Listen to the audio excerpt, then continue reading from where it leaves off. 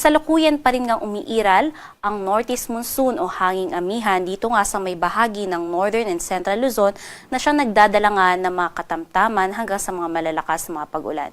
Samantalang easterlies naman o yung hangin na galing Pasipiko ang siyang umiiral naman sa iba pang bahagi ng ating bansa. Sa magiging lagay nga ng panahon bukas, asahan nga natin na dahil sa pagbabalik ng shear line, magkakaroon nga ng mga kulimlim na panahon na may kasamang mga kalat-kalat na mga pag-ulan at pulo-pulong mga pagkidlat at pagkulog dito sa may bahagi ng Laguna, Batangas, Rizal at Quezon. Samantalang umiiral pa rin nga yung easterlies na siyang nagbibigay ng mga katamtaman hanggang sa mga malalakas na mga pag-ulan dito sa may parte ng Bicol Region. Northeast monsoon naman o hanging amihan ang siyang nagdadala ng makulimlim na panahon na may kasamang mga pag-ulan dito sa may bahagi ng Cagayan, Isabela, Quirino, Aurora, maging dito sa may Bulacan, dito sa may Metro Manila at Cavite. Kaya po yung mga pag-ulan na nararanasan po natin ngayong hapon ay dala ng northeast monsoon dito sa may Metro Manila. Samantalang asahan din yung mga mahihinang pag-ulan na dala ng northeast monsoon dito sa nalalabing bahagi ng Cagayan Valley, buong Cordillera, maging dito nga sa nalalabing bahagi ng Central Luzon. At dito nga sa may bahagi naman ng Ilocos Region, patuloy pa rin nga yung mga gandang panahon. Andyan lamang yung tsansa ng mga pulupulong mahihinang mga pag-ulan dala rin ng northeast monsoon. At sa nalalabing bahagi pa ng Luzon, although naapektuhan ito ng easterlies, andyan lamang yung tsansa ng mga pulo-pulo at mga panandali ang mga pag-ulan, pagkidlat at pagkulog. Ang temperatura nga dito sa may northern Luzon ay mababa pa rin kung saan sa Tuguegarao, maaaring umabot lamang ng 21 to 27 degrees Celsius sa may Baguio, 16 to 23 degrees Celsius samantalang dito sa may Metro Manila, 22 hanggang 32 degrees Celsius. Sa may bahagi naman ng Northern Samar, Eastern Samar, Southern Leyte, Caraga Region at Davao Region, dahil din sa patuloy na epekto ng easterlies makararanas ng mga katamtaman hanggang sa mga malalakas na mga pagbugso ng mga pag-ulan. At sa nalalabing bahagi nga ng Visayas at Mindanao, although naapektuhan din yan ng easterlies, andyan lamang yung tsansa ng mga pulo-pulo at mga panandali ang mga pag-ulan, pagkidlat at pagkulog. Temperatura nga dito sa may bahagi ng Zamboanga ang pinakamataas kung saan maabot 25 hanggang 33 degrees Celsius. Sa magiging lagay naman ng ating karagatan, patuloy pa rin nga nakataas ang gale warning. Dito nga magsisimula sa may eastern seaboards ng Central Luzon kasama dito sa Aurora, particularly dito sa may parte ng Dilasag at Kasiguran at tataas nga yung gale warning sa may bahagi or seaboards ng Isabela, Cagayan, buong seaboards ng Northern Luzon at dito rin sa may western seaboards ng Northern Luzon sa may parte ng Ilocos Norte hanggang dito sa may Ilocos Sur, particularly nga dito sa may seaboards ng Narvacan. Kaya inaabisuhan po natin especially yung ating mangisda at maliliit na sasakyang pandagat na ipagpaliban po muna yung paglalayag sa mga areas na yan.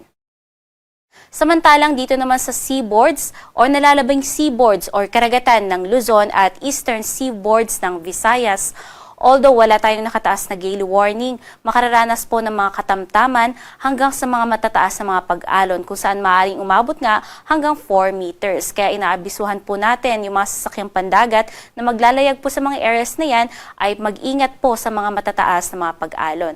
At sa nalalabing karagatan nga ng ating bansa, makararanas lamang ng banayad hanggang sa katamtaman ng mga pag-alon kung saan maaaring umabot hanggang 2.5 meters.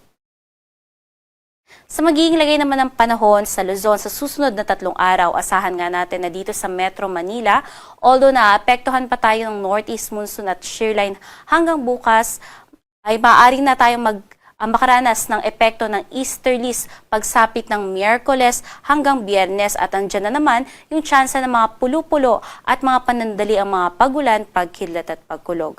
Sa may bahagi nga o silangang bahagi ng Northern and Central Luzon, patuloy pa rin nga yung mga nakikita nating mga pag-ulan dala ng hanging amihan at ng shear line. However, dito nga sa may Baguio City dahil medyo shielded ito sa epekto ng mga malalakas na mga pag-ulan, asahan nga lang natin yung mga pulo-pulo na mahihinang mga pag-ulan, especially nga starting on Wednesday up until Friday. Sa may Legazpi City naman at malaking bahagi ng Bicol Region, magiging patuloy nga rin yung masungit na panahon or mga kalat-kalat na mga pagulan, pagkidlat at pagkulog, dala pa rin ito ng easterlies. Kaya mag-iingat po yung ating mga kababayan dyan at patuloy po naman tabay sa mga rainfall advisories na magmumula sa inyong mga Pag-asa Regional Services Division. Dito naman sa may bahagi ng Visayas, sa susunod na 3 araw, asahan pa rin natin yung mga continuous o tuloy-tuloy na mga pag-ulan dito sa may Tacloban City at malaking bahagi ng Eastern Visayas, dala ng easterlies. Ngunit pagsapit nga ng Thursday hanggang Friday, maaaring tumaas yung axis ng Intertropical Convergence Zone kung saan yan po yung magdadala ng mga pag-ulan sa mga susunod nga na araw dito sa may bahagi ng Eastern Visayas. At sa nalalabing bahagi nga ng Kabisayaan, asahan nga lang natin yung mga pulo-pulo at mga panandali ang mga pagulan, pagkidlat at pagkulog, lalong-lalo na nga sa hapon at gabi, dala ng easterlies. Sa may bahagi naman ng Mindanao, dito sa may Metro Davao at malaking bahagi ng Davao Region, maging sa may Caraga, asahan din natin yung mga pag-ulan na dala ng easterlies hanggang Miyerkules. At pagsapit ng Thursday and Friday, maaaring yung mga pag-ulan na yan ay dadalhin na ng Intertropical Convergence Zone o yung pagbabalik nga ng ITCZ. At sa nalalabing bahagi pa ng Mindanao, although naapektuhan ng easterlies o maaari ring maapektuhan ng ITCZ, asahan lamang yung tsansa ng mga pulo-pulo at mga panandali ang mga pagulan, pagkidlat at pagkulog sa hapon at gabi.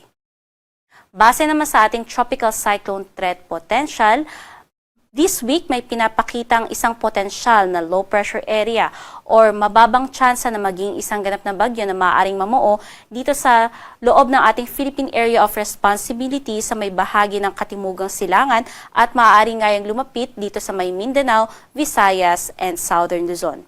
By next week, kung saan diyan na nga yung inaabangan natin na Kapaskuhan, meron na namang isang posibleng low pressure area or mababa din yung tsansa na maging isang ganap na bagyo na maaari namang mabuo sa labas ng ating PAR at lalapit muli dito sa may bahagi ng Mindanao at Visayas. Ulit, disclaimer po natin, sa ngayon ay mataas pa po yung uncertainty ng mga forecast na yan dahil matagal pa, kaya patuloy po tayo umantabay sa pag-asa hinggil nga sa mga posibleng updates o mga development ng low pressure area. Dahil sa ngayon po ay hindi pa natin ito nakikita sa ating mga monitoring satellites. Dito sa Kalakhang, Maynila, ang araw ay lulubog ng alas 5:29 ng hapon at sisikat naman bukas ng alas 6:14 ng umaga.